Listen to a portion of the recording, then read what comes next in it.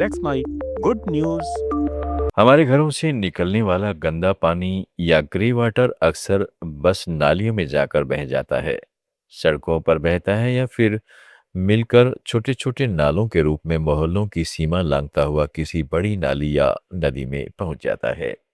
इस तरह जो पानी हम सिंक, बाथरूम और बालकनी से निकालते हैं, वह कई बार फिल्टर या शुद्धिकरण के बिना ही नदी या जमीन की ओर बह जाता है और वहां के प्राकृतिक स्रोतों को पॉल्यूट करता है। इसी वजह से संदीप भारद्वाज जैसे लोगों का काम इस दृष्टिकोण को पलटने की कोशिश करता है कि यही खराब हुआ पानी अगर सही तरीके से कैच किया जाए तो वह हरियाली और जीवन को सींचने का साधन बन सकता है, न कि सिर्फ नाले की गंदगी। संदीप भारद्वाज ने अपने घर के आसपास एक छोटा चैनल बनाकर उस सिंक और टेरेस से बहने वाले पानी को नियंत्रित तरीके से कैच किया है। यह चैनल उस ग्रे वाटर को सीधे अपने गार्डन बेड में डाइवर्ट कर देता है, जिससे हर बूंद मिट्टी और पौधे की नींव में जाती है, न कि सड़क की धूल के साथ मिलकर बर्बाद होने के लिए। इस तरह वह एक छोटी सी इंजीनियरिंग योजना के जरिए घर के अंदर ही जल संरक्षण, जल पुनर्चक्रण और बागवानी तीनों को जोड़ देते हैं। उनका नियम बहुत साधारण है। जो पानी जा रहा है, उसे बागवानी के लिए जाने का रास्ता दें ताकि नालों और नदियों में बहने से पहले वह अपना काम अपने घर के पास ही कर जाए।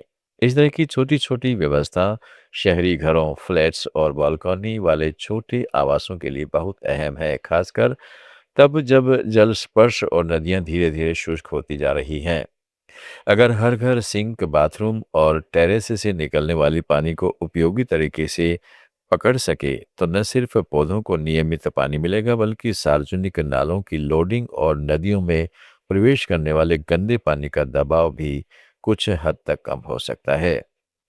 यही वजह है कि आज कई शहरी आंदोलन और जल संरक्षण कार्यकर्ता ग्रे वाटर मैनेजमेंट और रिचार्ज जोन के जरिए ग्रीन बिल्डिंग आइडियाज पर जोर दे रहे हैं। इनमें बालकोनी या छत से निकलने वाली पानी छोटे टैंक, फिल्टर या सीधे ग्रीन बेड में डाइवर्ट करना शामिल है। ऐसे उदाहरण दिखाते हैं कि आम इंसान भी बिना बड़े पैसे या तकनीकी जटिलता के जल सैनिक बन सकता है। आप अपने सिंक से निकलने वाली नाली को बाल्टी या छेद वाली पाइप के जरिए बाहर के बर्तन या गार्डन की ओर घुमा सकते हैं।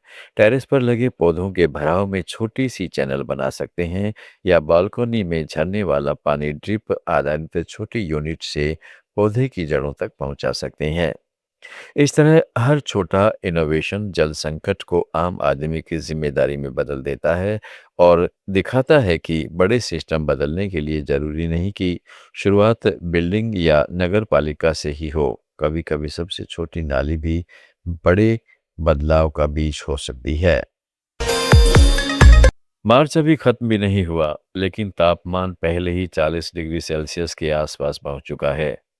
ऐसे में सवाल खुद ब खुद उठता है कि अगर पूरे शहर को इतने बड़े पैमाने पर ऐसी ही बिना ठंडे रखा जा सके तो क्या ये संभव है? तेलंगाना के भारत फ्यूचर सिटी में इसी सवाल का नया जवाब तैयार हो रहा है, जहां एक केंद्रीय चिल्ड वाटर सिस्टम के जरिए हर इमारत को ठंडक देने की योजना बनाई गई है, न कि हर घर या बिल्डिंग में अलग-अलग एसी लगाकर। भारत फ्यूचर सिटी में एक सेंट्रल कूलिंग प्लांट बनाया जाएगा, जहां पानी को लगभग 5 डिग्री सेल्सियस तक ठंडा किया जाएगा। इस ठंडे पानी को जमीन के अंदर बिछी हुई नालियों के जरिए रिहायशी और व्यावसायिक इमारतों तक पहुंचाया जाएगा। इमारतों के अंदर लगे प्लेट हीट एक्सचेंजर इस ठंडे पानी से ऊर्जा लेकर भीतर के हवाई सिस्टम को चलाएंगे, जिससे कमरों में ठंडी हवा बनी रहेगी, लेकिन खिड़कियों के बाहर बालकोनी पर झूले हुए एसी यूनिट नहीं दिखेंगे। गर्म हो चुका पानी वापस प्लांट पर जाकर फिर से ठंडा किया जाएगा, यानी एक बंद चक्र में ऊर्जा का दोहन होगा। इस डिस्ट्रिक्ट कूलिंग सिस्टम का सबसे बड़ा फायदा बिजली की खपत और ऊर्जा खर्च में कमी है। अलग-अलग एसी यूनिट के मुकाबले केंद्रीकृत ठंडे पानी की सुविधा से बिजली खपत कम होती है, जिससे ग्रीन हाउस गैस उत्सर्जन और कार्बन फुटप्रिंट भी घटते हैं। इसके साथ-साथ बाहर बालकनी पर लगे एसी कंप्रेसर की शोरगुल और गर्म हवा की समस्या से भी मुक्ति मिलती है। पूरा कूलिंग प्रणाली जमीन के अंदर चलती है, इसलिए दृश्य सौंदर्य और शहर की नई इमारतों की आर्किटेक्चर भी बिना विघ्न के बरकरार रहती है। इस सिस्टम को पहले से दुनिया के कई नए शहरी विकासों में इस्तेमाल किया जा रहा है। जैसे गुजरात के गिफ्ट सिटी में भी डिस्ट्रिक्ट कूलिंग सिस्टम लगाया गया है। अब तेलंगाना सरकार इसी तकनीक को भारत फ्यूचर सिटी की विजन 2047 के तहत बड़े पैमाने पर भारत में स्केल करने की कोशिश कर रही है। यहाँ 300 एकड़ की एआईसीटी, 200 एकड़ की हेल्थ सिटी, 500 एकड़ की एजुकेशन हब और लगभग 3000 एकड़ की लाइफ साइंसेज हब जैसे क्षेत्रों में यह ठंडा पानी नेटवर्क लगाया जाएगा, जिससे डेटा सेंटर, अस्पताल, यूनिवर्सिटी कैंपस और ऑफिस बिल्डिंग तथा बिना अलग थलग एसी यूनिटों के बीच ठंडक मिलती रहेगी। यह तकनीक सिर्फ आराम या सुविधा के लिए नहीं, बल्कि जलवायु बदलाव के दौर में शहरी नीति का एक नया मॉडल के रूप में उभर रही है। जब पूरे शहर को एक ही नेटवर्क से ठंडा किया जा सकेगा, तो बिजली ग्रिड पर लगने वाला गर्मियों के सीजन में विशाल दबाव कम होगा, कार्बन एमिशन घटेंगे और शहर की आर्किटेक्चर भी ज़्यादा साफ व सुसंगठित दिखेगी। इस तरह भारत फ्यूचर सिटी केवल एक नया शहर नहीं, बल्कि भारत में ऊर्जा कुशल, शोर मुक्त और पर्यावरण अनुकूल शहरी जीवन का एक जीव उदाहरण बन सकता है। भारतीय व्यक्ति सुमित अग्रवाल की ये कहानी सिर्फ वजन कम करने की नहीं, बल्कि जीवन बदल देने की कहानी है। शुरुआत में 147 किलो का वजन, बढ़ती हुई शुगर और बीमारी के डर ने उन्हें लगातार तंग कर रखा था। लेकिन आज वह 86 किलो के आसपास पहुंच चुके हैं। डायबिटीज रिवर्स हो चुका है और अब वह धीरे धीरे मैराथन दौड़ भी पूरी करते हैं। उनकी यह यात्रा आम भारतीयों के लिए एक बड़ी प्रेरणा है कि सही आदतें और नियमितता से बड़ी बड़ी बीमारियों पर भी काबू पाया जा सकता है। सुमित की शुरुआत बहुत आम थी, जैसे आज कई लोगों की है। लंबा काम, ज़्यादा आउटसोर्स खाना, शुगर और चीनी से भरी चाय, कॉफ़ी और घंटों सीट पर बैठकर काम करने की आदत ने धीरे-धीरे उसका वजन बढ़ा दिया। धीरे-धीरे पैरों में दर्द, सांस फूलना, थकान और थोड़ी दूर चलने पर ही लबाद लगना शुरू हो गया। डॉक्टर की जांच में जब बताया गया कि उन्हें टाइप 2 डायबिटीज हो चुका है, तब उन्होंने खुद को बदलने की ठान ली। सबसे पहले छोटे-छोटे कदम उठाए, जैसे घर पर बने खाने को वापस अपनाना, शुगर और बहुत अधिक मीठे पदार्थों से पूरी तरह दूर रहना और रोजाना चहलकदमी करना शुरू।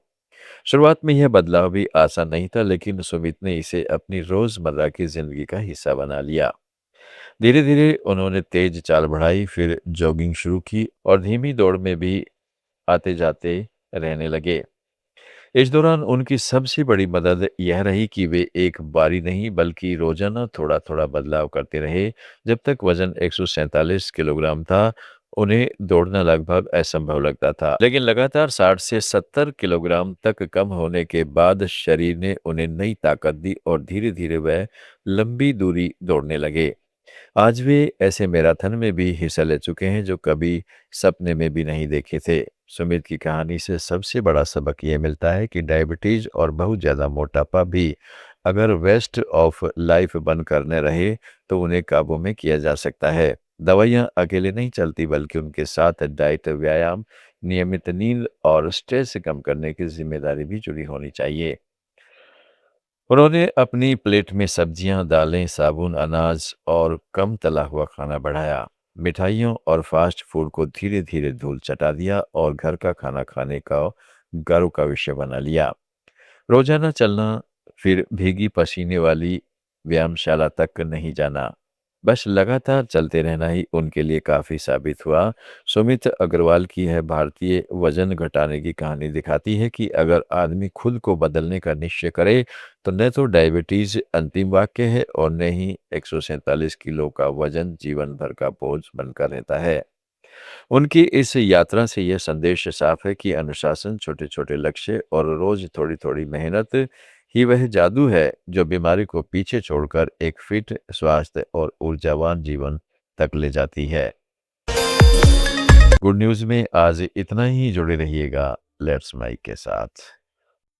आप सुन रहे थे let's mike more than radio. Follow कीजिए हमें हमारे सोशल मीडिया प्लेटफॉर्म्स पर। It's time for news. It's time for more than radio.